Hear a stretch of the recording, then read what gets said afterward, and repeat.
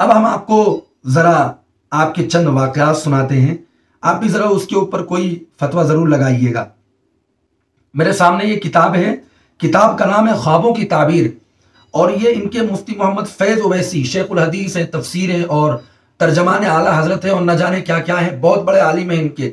انہوں نے ایک خواب نقل کیا ہے، کہتے ہیں کہ ایک شخص نے محمد بن سیرین رحمۃ اللہ علیہ سے عرض کی کہ میرا ایک خواب ہے، مجھے بتانے سے شرم آتی ہے۔ آپ نے کہا لکھ کر دے۔ اس نے لکھ کر دیا، میں 3 ماہ سے گھر پر نہیں تھا، جہاں تھا میں نے خواب دیکھا کہ گویا میں وہاں سے سوار ہو کر اپنے گھر گیا اور دیکھا کہ میری بیوی سو رہی ہے اور اس کی شرمگاہ پر 2 مینڈھے سینگ لڑا رہے ہیں، ایک نے دوسرے کو زخمی کر دیا۔ میں نے جب سے خواب دیکھا ہے بیوی کو چھوڑ رکھا ہے، حالانکہ خدا کی قسم میں اس سے بہت محبت کرتا ہوں۔ امام صاحب نے کاغذ پر پڑھ کر فرمایا کہ اپنی بیوی نہ چھوڑو، وہ پاک دامن عورت ہے۔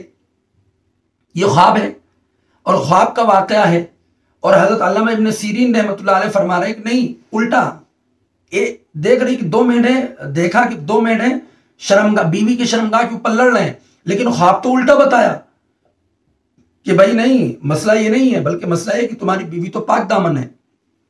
اس کا مطلب یہ ہوا کہ بعض مرتبہ ایسا ہوتا ہے کہ خواب دیکھنے میں تو بہت برا محسوس ہوتا ہے، لیکن اس کی تعبیر کیا ہوتی ہے، بہت اچھی ہوتی ہے۔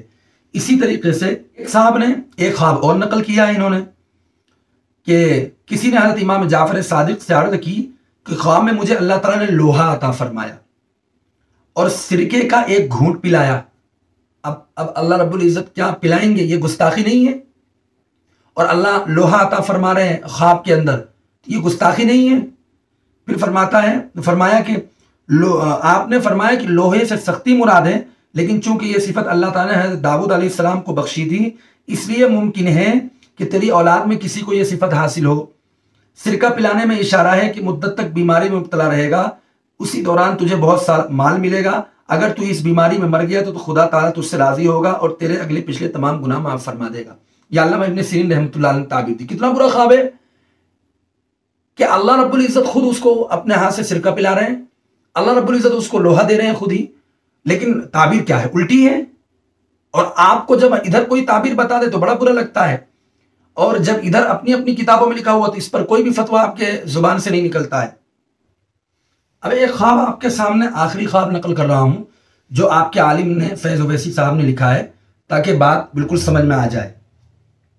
فرماتے ہیں کسی نے امام محمد بن سیرین سے عرض کی کہ میں نے خود کو اذان دیتے دیکھا، آپ نے فرمایا تیرے دونوں ہاتھ کاٹ دیے جائیں گے۔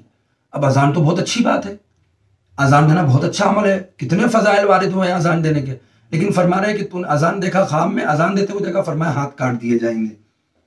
پھر ایک اور پہلے کی موجودگی میں حاضر ہو کر وہی کہا جو پہلے نے کہا تھا، تو اس سے امام ابن سیرین نے فرمایا تو حج پڑھے گا۔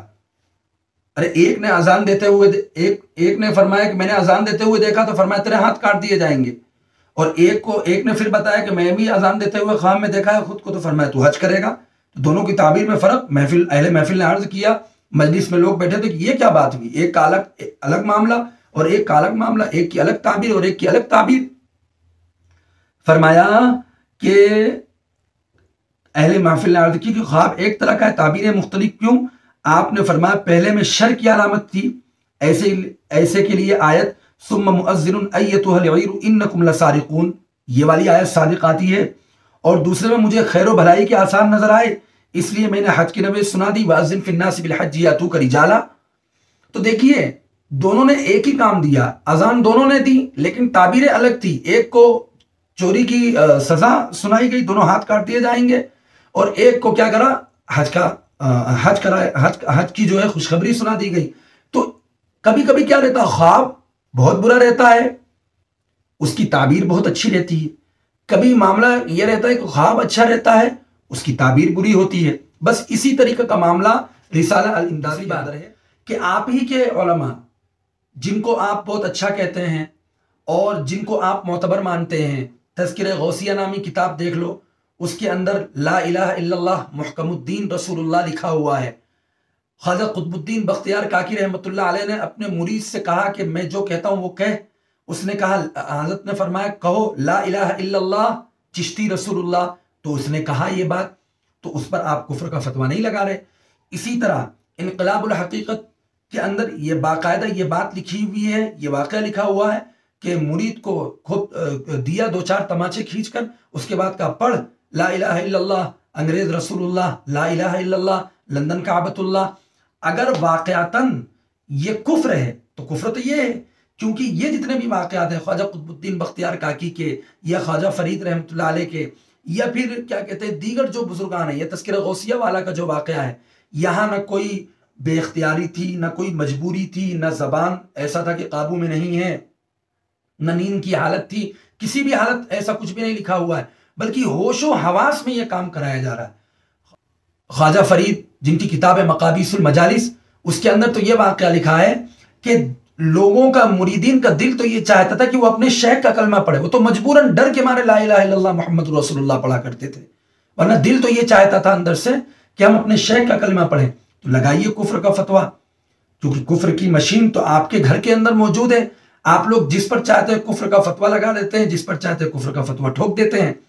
اس لیے اس طرح کی جتنی بھی چیزیں ہیں یہ قابل گرفت ہیں ہی نہیں، لیکن چونکہ آپ کی دال روٹی مرغ مسلم چلتا ہی اسی سے ہے، اس لیے آپ چونکہ ظاہر سی بات ہے کہ اگر یہ نہیں کریں گے تو مرغ مسلم کہاں سے ملے گا۔ اب میں آپ کے سامنے ایک کتاب پڑھنے جا رہا ہوں، کتاب کا نام ہے شجر طیبہ، سلسلہ عادلیہ قادریہ برکاتیہ رضویہ نوریہ اور پتہ نہیں کیا کیا ساری چیزیں لکھی ہوئی ہیں، اور لکھنے والے ہیں آپ کے تاج الشریعہ پیر طریقت نبیر اعلیٰ حضرت جمال حجت الاسلام، پتہ نہیں کیا کیا القابات جو ہے ڈھیر سارے تھوک کے بھاؤ میں لکھے ہوئے ہیں۔ کہتے ہیں کہ محمد اختر رضا خان قادری برکاتی، ان کا یہ تاج الشریعہ، ان کے یہ کتاب ہے شجر طیبہ، اس کے صفحہ نمبر 9 اور 10 پر میں آپ کو دکھاتا ہوں۔ دیکھو دوسروں پر تو اعتراض کر رہے ہیں کہ یہ اپنے نام کا کلمہ پڑھوا رہے ہیں، اللہم صلی علی نبینا مولانا محمد اشرف رسول اللہ تھی، یہ کفریہ بات ہو گئی۔ اور یہ کیا ہے جناب، ذرا سنیے، اللہم صلی وسلم وبارک علیہ وعلیہ مال المولا السید الشاہ ابی الفضل شمس الملت والدین آل احمد اچھے میاں۔ واہ جناب، یہ اچھے میاں کہاں سے آ گئے جن کے اوپر اتنے سارے درود اور اتنے سارے سلام اور ساری چیزیں ہیں، ساری برکتیں، سب کچھ لٹا دے رہے ہو، تب بھی کفر کا فتویٰ نہیں۔ اور یہ لکھنے والا آپ کا کون ہے؟ اختر رضا، آپ کا تاج الشریعہ۔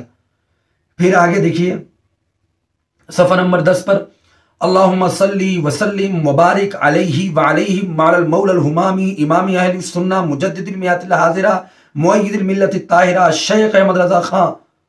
یہ کیا ہے؟ یہ اپنے نام کا کلمہ پڑھوانا نہیں ہے، یہ اپنے نام کا درود و سلام نہیں ہے، اس پر کفر کا فتویٰ کب لگائیں گے آپ؟ ہم بھی انتظار کرتے ہیں کہ بریلی سے کب وہ مشین جو دوسروں کے اوپر چلتی ہے کفر کی، وہ کب ان کے اوپر چلتی ہے۔ پھر آگے اللہم صلی وسلم وبارک علیہ وعلیہم جمیعا وعلی الشیخ زبدۃ الاتقیاء المفتی الاعظم بالہند مولانا محمد مصطفیٰ رضا خان۔ تھوک کے واؤں میں جس پر چاہ رہے ہیں سب صلاۃ و سلام، سب سارے درود و سلام اس پر۔ پھر آگے اللہم صلی وسلم وبارک علیہ وعلیہم جمیعا وعلی عبدک الفقیر، مطلب خود پر بھی، دوسروں کو تو دیا ہی تھوک کے بھاؤں میں جو دیا، اور خود پر بھی تھوک کے بھاؤں میں کیا کیا، اپنے اوپر چشمہ کر لیا۔ وبارک کہتے ہیں محمد اختر رضا خان القادری الازہری القادری، یہ آپ کی شجر طیبہ کتاب ہے، آپ کے اختر رضا خان، آپ کے تاج الشریعہ، جن کو ہاشمی میاں کہتے ہیں اور نہ جانے کیا کیا کہتے ہیں ہاشمی میاں صاحب، تو وہ ایک الگ موضوع ہے، وہ ابھی ہم نقل نہیں کریں گے۔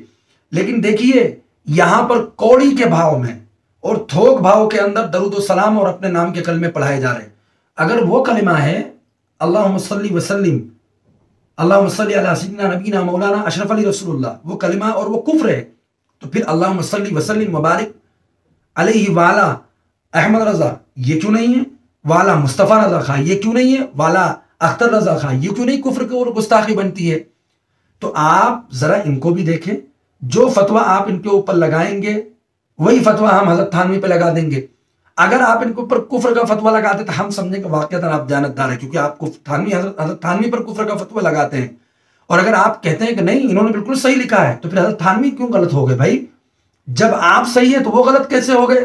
آپ اپنی کتابوں کے اندر جو چاہے لکھ ڈالو، لیکن آپ کے اوپر کفر کا فتویٰ نہیں لگے گا۔ اور دوسرا اگر کچھ بھی کرتے تو اس کے اوپر کھٹ سے کفر کی گن مشین تانے ہوئے اس کے اوپر کفر کا فتویٰ لگا دو۔ اللہ رب العزت صحیح بات سمجھنے کی توفیق نصیب فرمائے۔ وآخر دعوانا الحمدللہ رب العالمین۔